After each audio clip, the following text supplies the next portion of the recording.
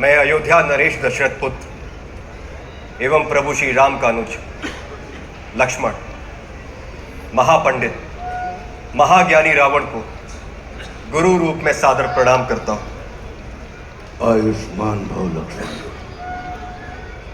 कहो, अपने जीवन की इस अंतिम बेला में मैं तुम्हारे किस हित की पूर्ति कर सकता हूं? हे महामना, नीति, धर्म, राजनीति एवं समस्त वेद शास्त्रों के ज्ञाता, आप अपने ज्ञान और अनुभवों की दीक्षा से लक्ष्मण के जीवन का मार्ग प्रशस्त करने की कृपा करें। मैं देख रहा हूं लक्ष्मण कि तुम एक योग्य शिष्य की पात्रता लेकर उपस्थित हुए। अस्तु, मैं अपने जीवन के कुछ अनुभव तुमसे अवश्य साझा करूंगा।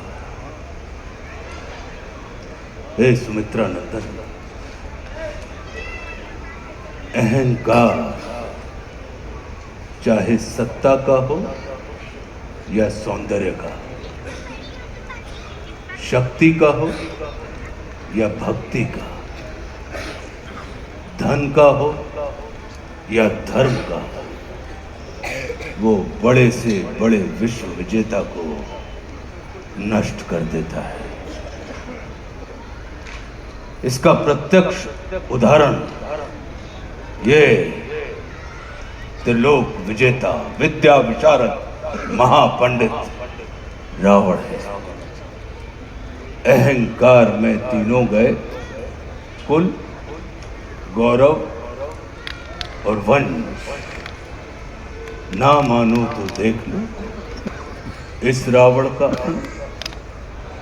लक्ष्मण, रावण को अपने ज्ञान का अहंकार था और तुम्हारे भाई राम को अहंकार का ज्ञान था। लक्ष्मण, जीवन में सफल होने के लिए शत्रु दृष्टि और मित्र दृष्टि का भेद आना अनिवार्य है। मित्रता भले ही अपने समतुल्य या अपने से निम्न स्तर के व्यक्ति के साथ कर लेना, किंतु शत्रुता सदैव अपने से योग्य व्यक्ति के साथ ही ठानना। क्योंकि ये जगत हमारे व्यक्तित्व का आकलन हमारे मित्रों को देखकर नहीं, हमारे शत्रुओं को देखकर लगाता है। जितना बड़ा और गरिमापूर्ण हमारा शत्रु होता है, उतने ही बड़े और गरिमापूर्ण की ख्याति को हम प्राप्त होते हैं। देखो ना, इस जगत ने जो कुछ राम से जुड़कर प्राप्त नहीं किया, उसे रावण ने राम से लड़कर प्राप्त कर लिया। लक्ष्मण, वे हमारे शत्रु ही होते हैं जो हमारे अंदर सुप्त पड़ी हुई ऊर्जा को जागृत करने का कार्य करते हैं। हमारा शत्रु ही होता है जो हमें असुरक्षा से निकालकर सुरक्षा में जाने की प्रेरणा देता है।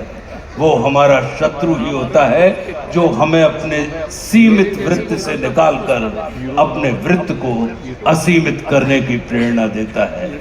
इसलिए शत्रु तिरस्कार का नहीं, नमस्कार का पात्र होता है।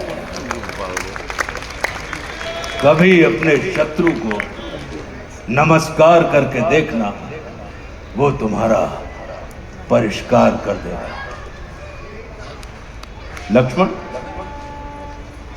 जैसे शरीर को संचालित करने वाला मस्तिष्क आकार में शरीर से बड़ा नहीं होता, गज को संचालित करने वाला अंकुश आकार में गज से बड़ा नहीं होता, वैसे ही व्यवस्था को संचालित करने वाले व्यवस्थापक को कभी भी व्यवस्था से बड़ा नहीं होना चाहिए। ये सारा नीति ज्ञान तुम्हारे भाई श्री राम तुम्हें स्वयं दे सकते थे, किंतु उन्होंने तुम्हें मेरे पास भेजा। जानते हो क्यों? लक्ष्मण, मेरी संस्कृति असुर की है, लेकिन मैं प्रकृति से एक तपस्वी हूं, साधक। और किसी भी व्यक्ति को अपने अंतिम समय में अपनी संस्कृति के अनुसार नहीं, अपनी प्रकृति के अनुकूल कर्म करने चाहिए, तब उसे मृत्यु नहीं, मुक्ति प्राप्त होती है। और राम रावण को मारना नहीं, तारना चाहते हैं। तभी तो उन्होंने मेरे अंतिम समय में मेरी प्रकृति के अनुकूल उपदेशात्मक कर्म करवाकर मेरी मुक्ति के मार्ग को प्रशस्त कर दिया। आने वाले समय में यह जगत कहेगा कि त्रिलोक विजेता, विद्या विशारद, महापंडित रावण की पराजय का एकमात्र कारण है कि उसके पास लक्ष्मण जैसा भाई नहीं था। लेकिन इस जगत को यह स्मरण रखना चाहिए कि लक्ष्मण जैसा भाई प्राप्त करने के लिए व्यक्ति को रावण नहीं, स्वयं राम बनना पड़ता है।